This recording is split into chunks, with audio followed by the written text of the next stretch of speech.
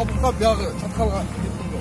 Именно могу жерден авариянын баары ушул жерден болот. Именно ушул жерденчи. Авария ушул жерден. Өлгөндүн да бар. Өлүмгө бүт бар ушул жерден болот. Жок берди.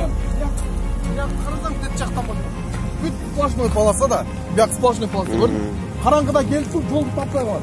Биге встречный келип туруп, встречный бияка салат, а бул келип туруп сүзүп салып атат. Тем более чоң машина мына спуска. Каты келип токтоно албайт, көрдүңбү, поворот.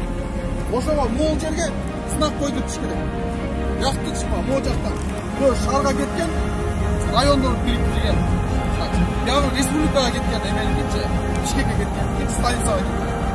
Анан могул жак область бир дагы эме жок. Азыр могул жерде адамдар адашат. Кыш-кызым жактан тайып келип туруп, бу жерде сүзөт. Муну кара. Көрдүңбү? Бурулганда жол, повороттун ырайы, көрдүңбү, бүт ушундай. Ушул жерге сынакта койду түш керек. И плюс прожекторлар да койду түш керек да. Иштеш керек бул жерге.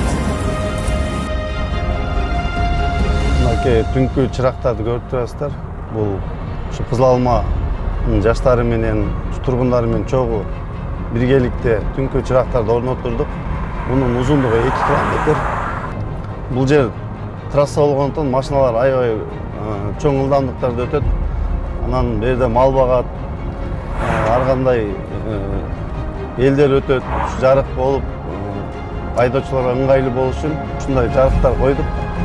Эми мурункуга караганда азыр авариянын саны азайып калды буюрса. Эми келечекте шаардын бүт аймактарында ушундай коелу деген үмүттөрүбүз бар. Максаттарыбыз бар. Bundan çıkarı ушул трассаны бойлоп ушундай кооптуу болуп жайгашкан айылдар бар. Чүйүт сай, Кудук сай, Теңдик, Шамал сай. Ушу толугу менен уже коюлуп калды буюрса.